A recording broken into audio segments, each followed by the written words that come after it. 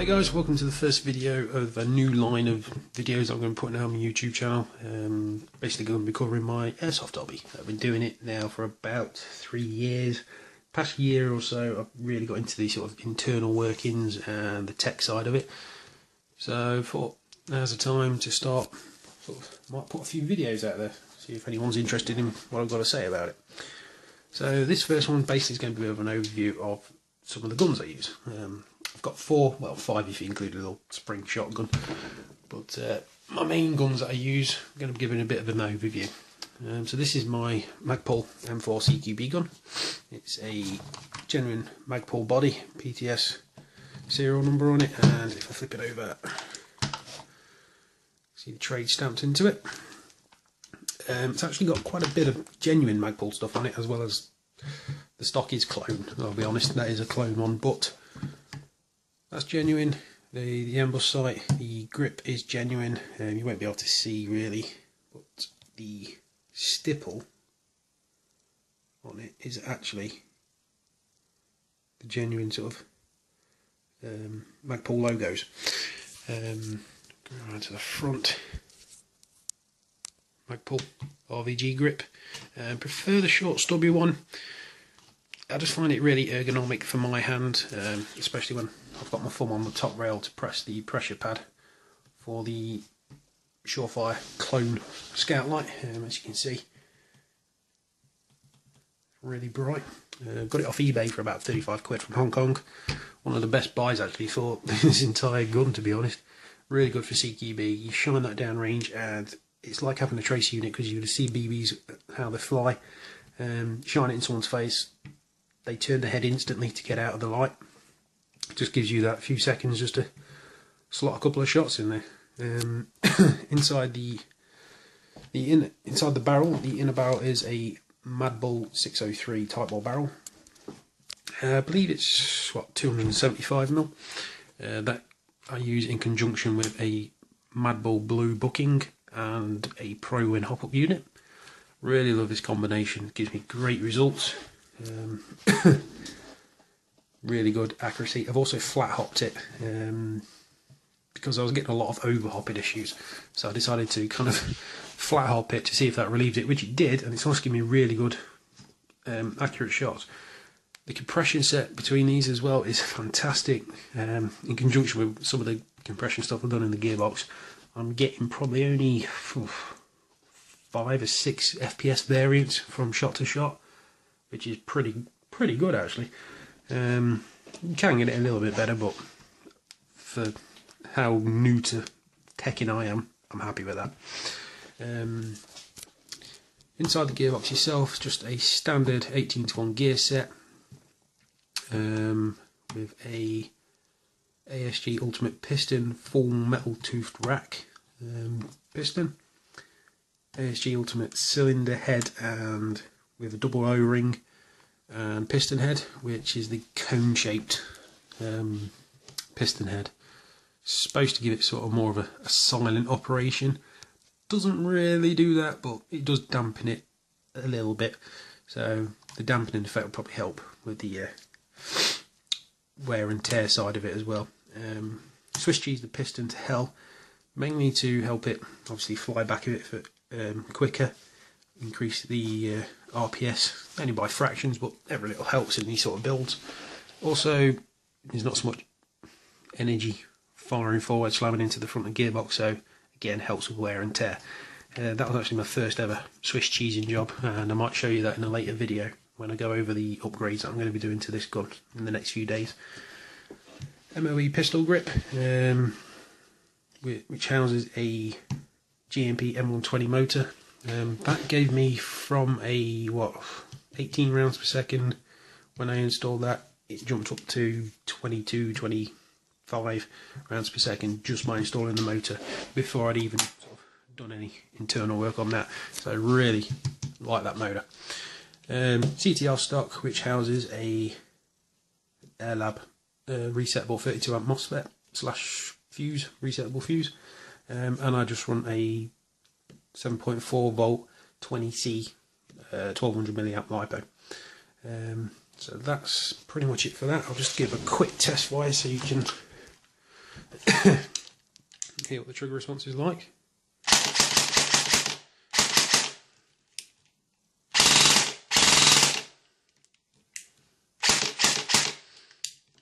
So as you can tell, it's not bad.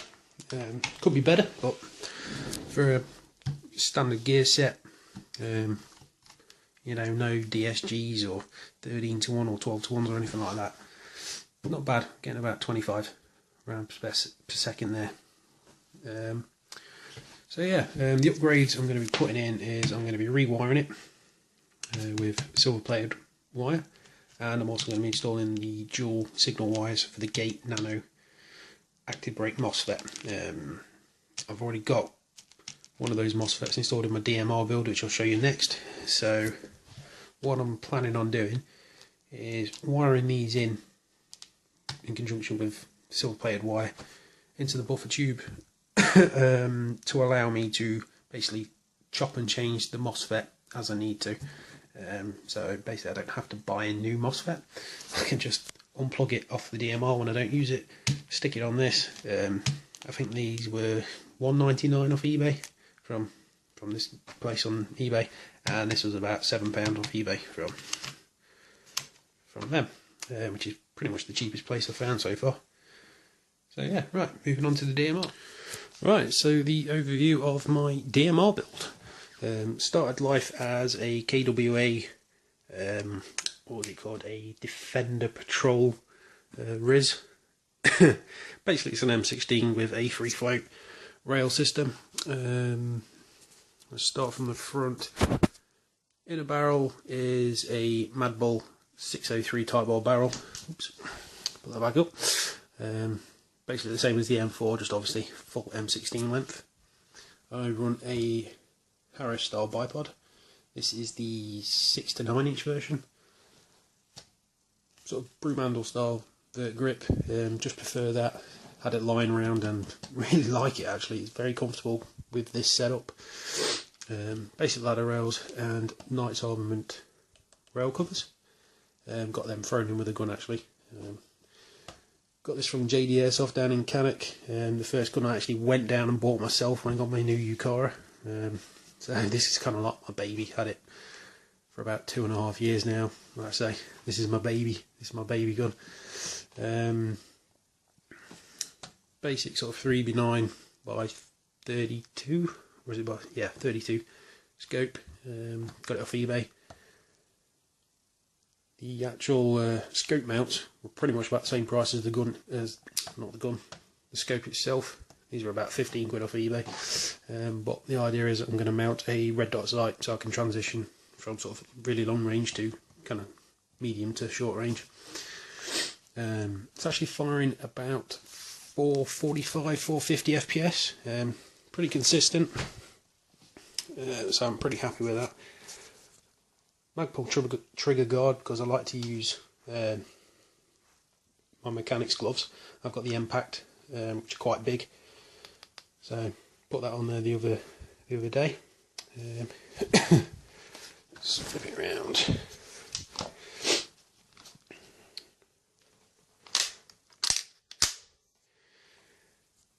What else we got? Internally, apart from the barrel, everything else is entirely stock. Haven't had to change anything. The motor's the same.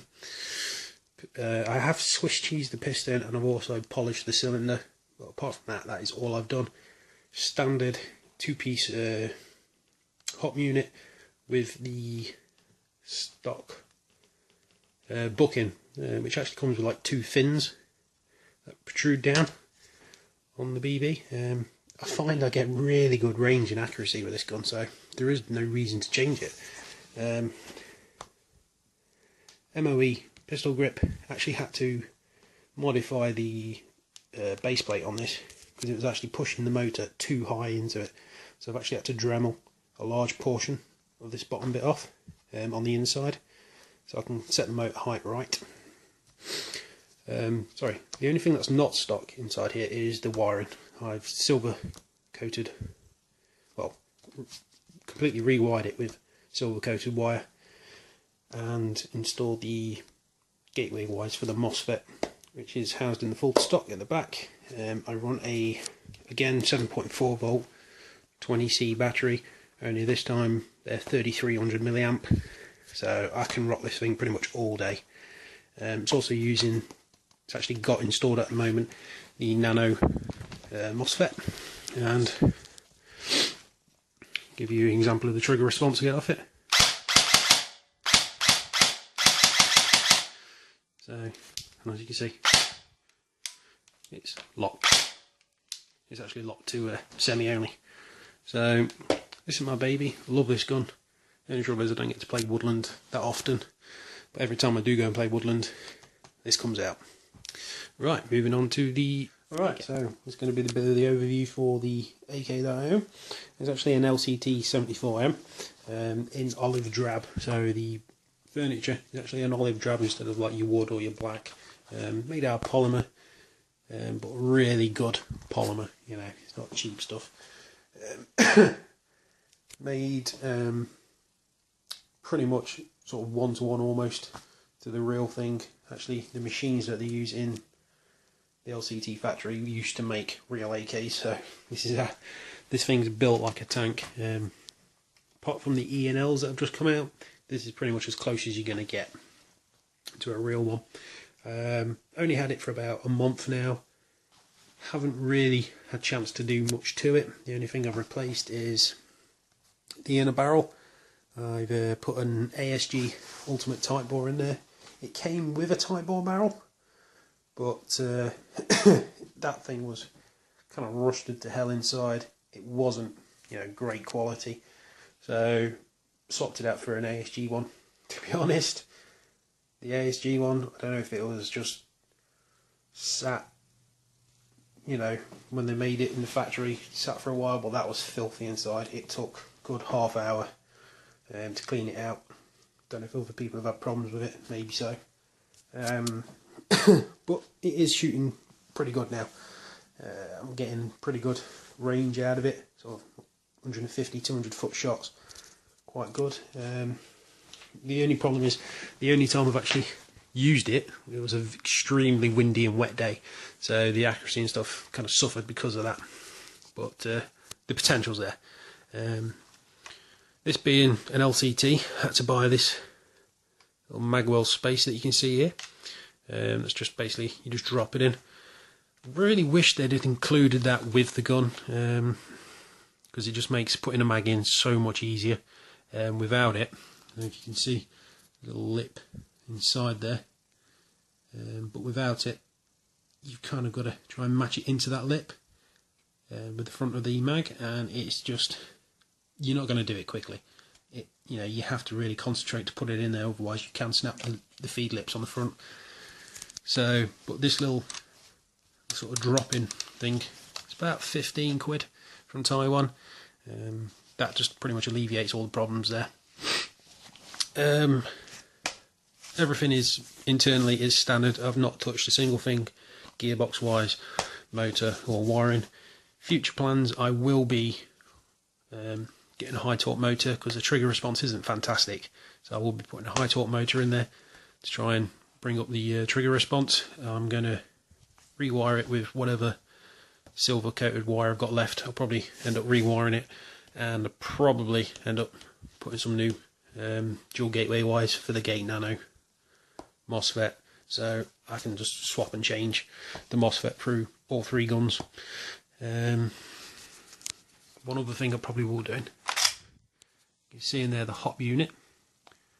What I will be doing is, it's got a plastic hop arm, and trying to actually adjust the hop is really hard, because it kind of, as you're pushing it, if it's too tight, it bends and then pops. So you can't, it's really difficult to finely tune it. So what I'm probably going to do is buy like a cheap full metal hop unit off eBay, just take the hop arm off and put that in. Some people are going for the Pro Wins, but I don't know, it's really good for the M4, but when you buy it for the AK, all you're getting is basically the chamber. You've still got to use, you know, your old hop arm and knob and all that kind of stuff, so I don't know if it's quite worth that yet. I'm going to try that mod for the hop arm and see what kind of results I get with that, and that'll be it basically. So yeah, that's the AK. One thing I will do before I move on to the next gun is I will show you the trigger response. This is again 7.4 volt 20C 3300 milliamp LiPo. Not fully charged either, I must add. It's been sat on the shelf for a bit, so it's not fully charged. So here we go.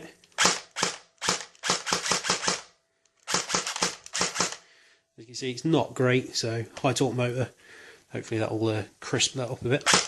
And full auto.